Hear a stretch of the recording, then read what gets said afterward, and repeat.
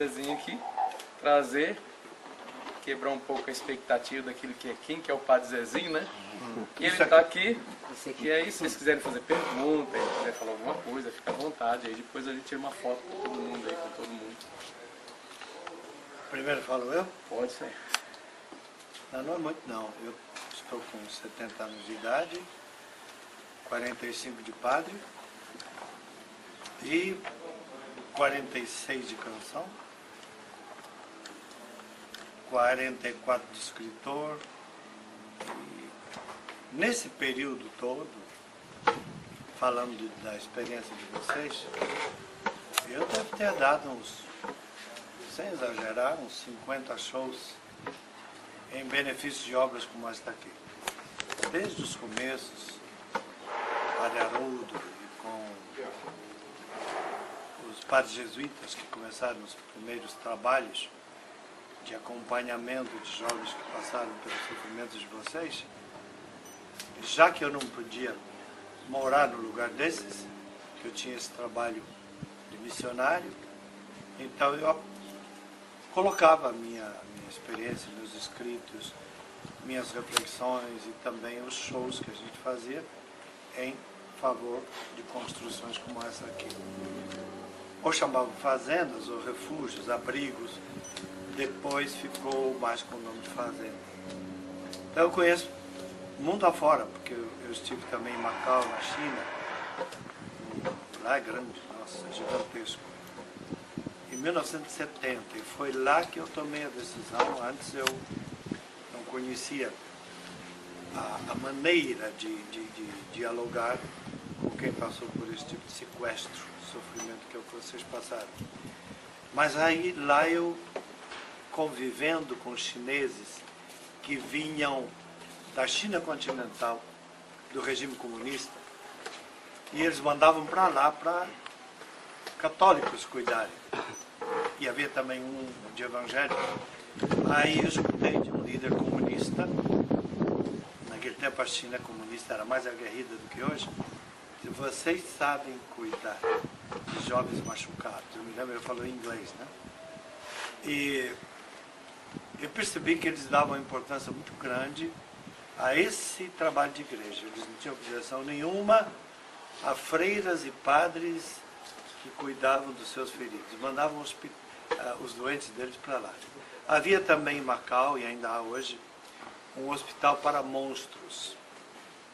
Em que sentido? A palavra que eles usam lá, mas hoje nós não usamos mais isso porque não é a expressão correta. Pessoas com gravíssimos defeitos. Assim, alguém com 4 braços, ou alguém com 3 olhos, e deformadas à extrema. Eles também mandavam para lá, porque os católicos sabem cuidar. E aí eu via o carinho das irmãs de vários países em função daqueles indivíduos que não pareciam humanos, mas eram humanos. Porque para ser humano você não tem que parecer um humano, você tem que ser. Então quando alguém com 3 olhos e uma boca fora de lugar, ou alguém com ou 2 pernas que saem daqui, uma terceira, você diz, ele não é humano? Claro que ele é humano. Ele é humano com algumas excrescências.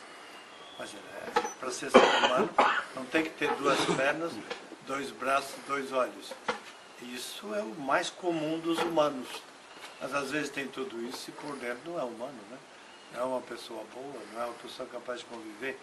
E lá eu vi como as irmãs conversavam em inglês, né? Porque lá se falava inglês, com aquele de 3 olhos, ele falava tranquilo.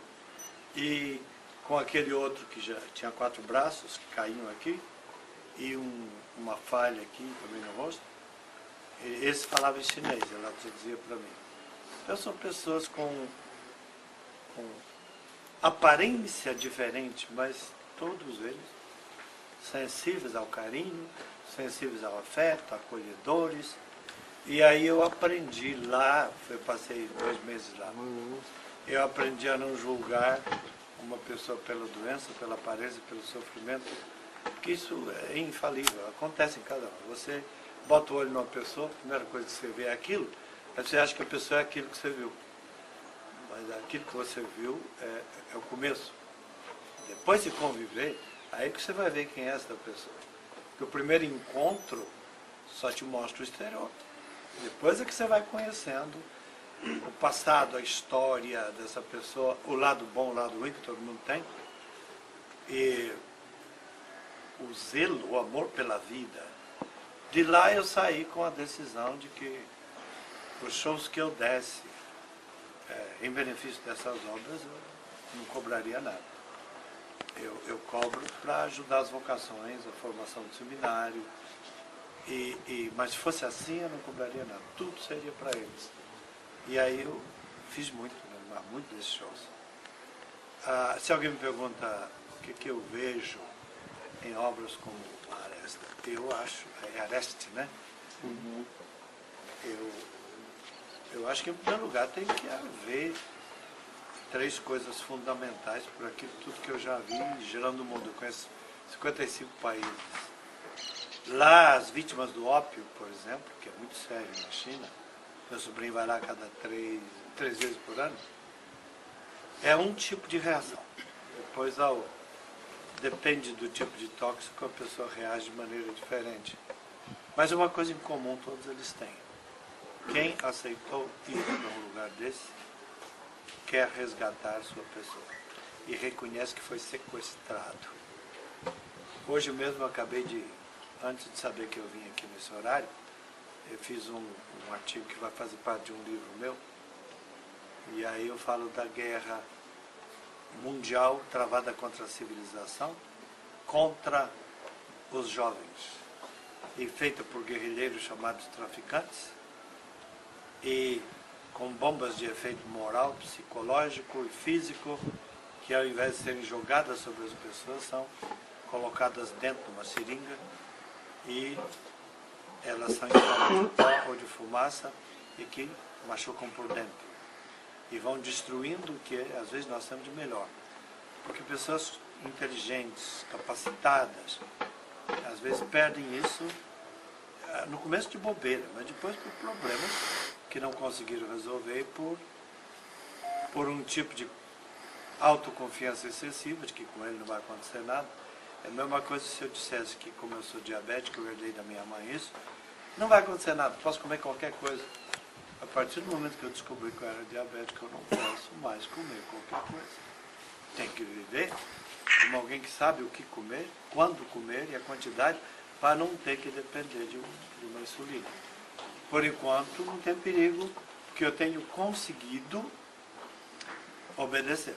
Então, eu não ponho na boca aquilo que poderia me destruir.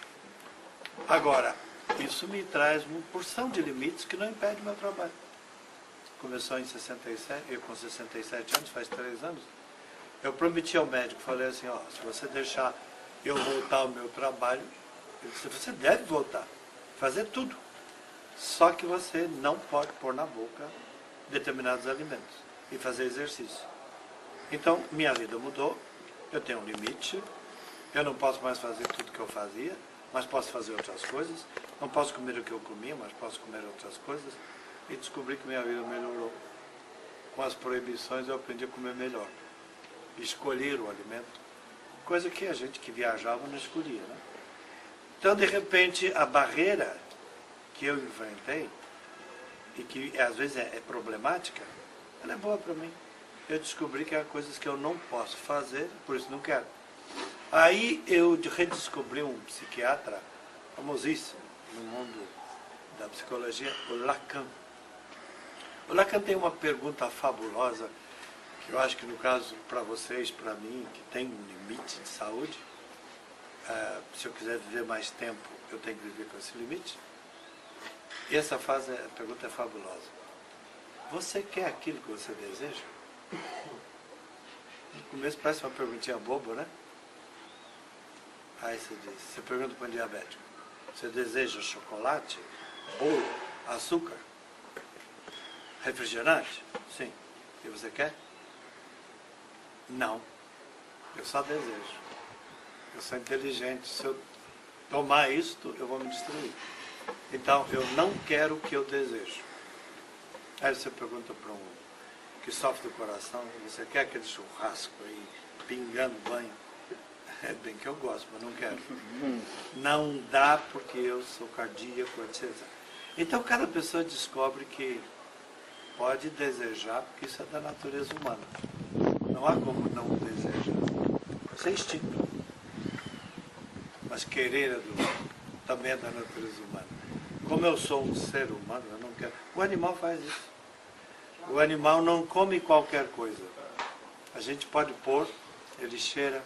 Por que o cachorro não come certas comidas?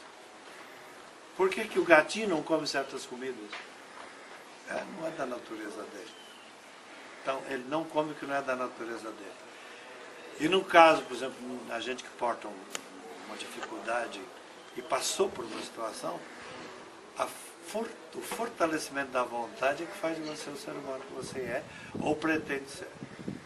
Mas isso é a parte pior. O Lacan diz isso, o Freud já dizia, e hoje os grandes psicólogos e sociólogos, entre eles Jean Baudrillard, que morreu há pouco tempo, grande escritor, e eu até me inspiro muito nessa gente, todos eles dizem, a nossa sociedade está doente porque a vontade perdeu para o desejo.